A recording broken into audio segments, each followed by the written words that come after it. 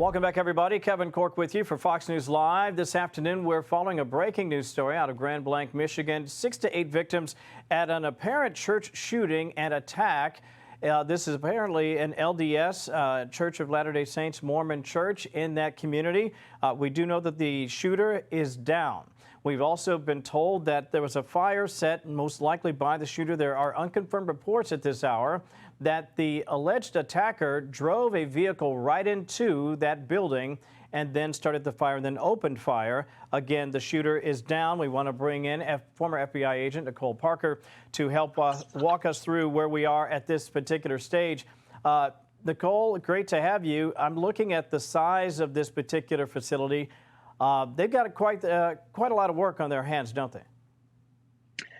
They absolutely do. And Kevin, I just have to start by saying we need to offer our prayers. Yeah. Believe it or not, I'm at a Church of Jesus Christ of Latter-day Saints right now in Parkland, Florida. And I can tell you a little bit about how these faith services work. My understanding is that the worship service began around 10 a.m. likely. And in the LDS church, the first hour is what we refer to as sacrament meeting.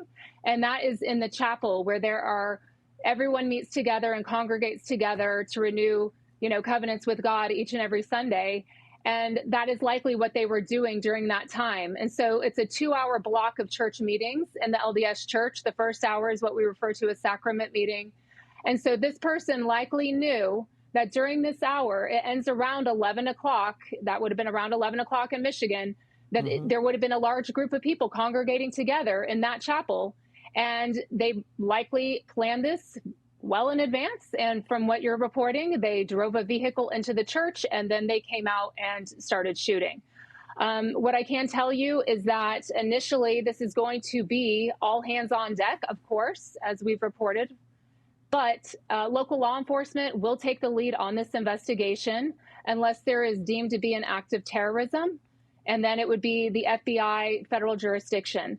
But based on the information that is out there right now, it would start with the locals. But you're right, every single law enforcement agency will be assisting in this. And obviously, the fire department will have a very, very important role. We're talking FBI, ATF, local police departments. But I do think it's important to note, like I said, the president of the church did pass away last evening around 10 p.m. Mountain Standard Time.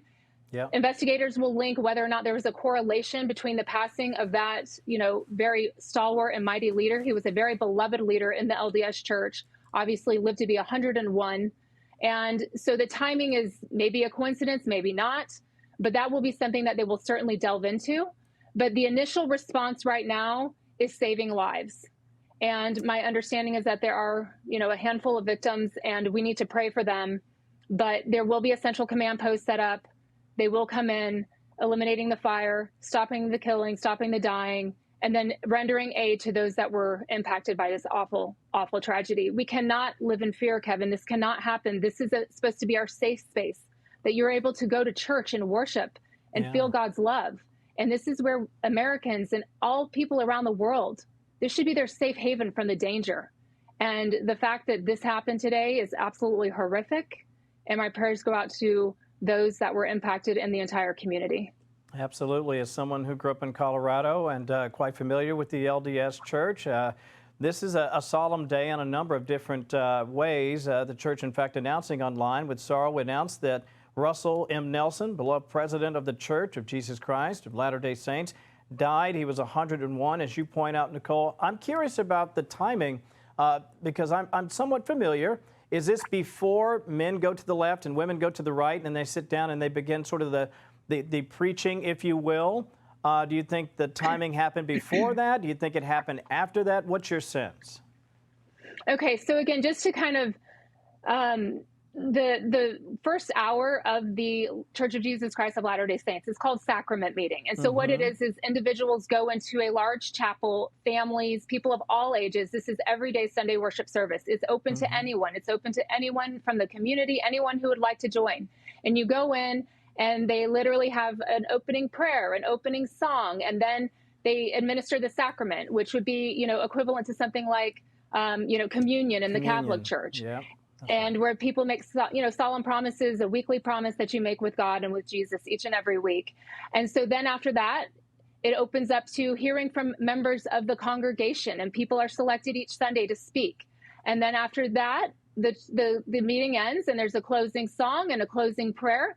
And that first block is about an hour. And so the fact that this individual coincidentally came in at 11 o'clock at the end of that hour, when they could have, had the largest, they obviously wanted to hurt and kill maximum people damage. because that is, and so they probably knew that this is where they would be centrally located at one location within the church, at the congregation in the chapel. And the timing, I do not believe it's a coincidence that it was the end of that first hour of worship services at the LDS Church.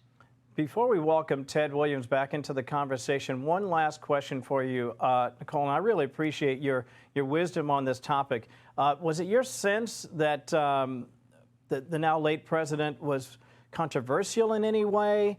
Do you think that might have in any way had an impact on why this particular individual wanted to target the church on this particular day? I know we're a little far afield and there's a lot of investigation that has to happen, but I'm just curious, from your 30,000-foot view, are you drawing any connections between the death of President Nelson and what happened this morning? Okay, so first of all, for anyone that knows President Nelson, everyone's prone to have their own opinions. This is not a controversial individual. This is the person who literally epitomizes, excuse me, the love of God. And it's okay. The love of Jesus Christ. And he loved everybody. And he was about taking care of everybody and loving everyone and treating everyone like a child of God and caring for one another. And so to me, that is not controversial. To me, loving and taking care of everyone in the world is what we should all be about. And we should be about uplifting others and being there. And so I cannot speak to this individual, but we have to remember that if there was a link, President Nelson passed away around 10 p.m. Mountain Time, which would be around 12 p.m. I believe that this Michigan church is on the East Coast time zone, if I am correct. So that would not allow this person to have a lot of time to plan this if it was linked to the passing of the president, because that would be around midnight their time. They carry out this heinous act around 11 a.m. So that would give them literally a few hours to plan and to execute this horrific tragedy. So that is something that they will look into. To me, it seems that it probably required a bit more planning than that. But again, I don't want to jump ahead to conclusions because the investigators will unveil all information. They will go through this shooter's and information, their profile, their phone, their messages, their social media, contacts that they had, who they were speaking to. That will all be fully investigated.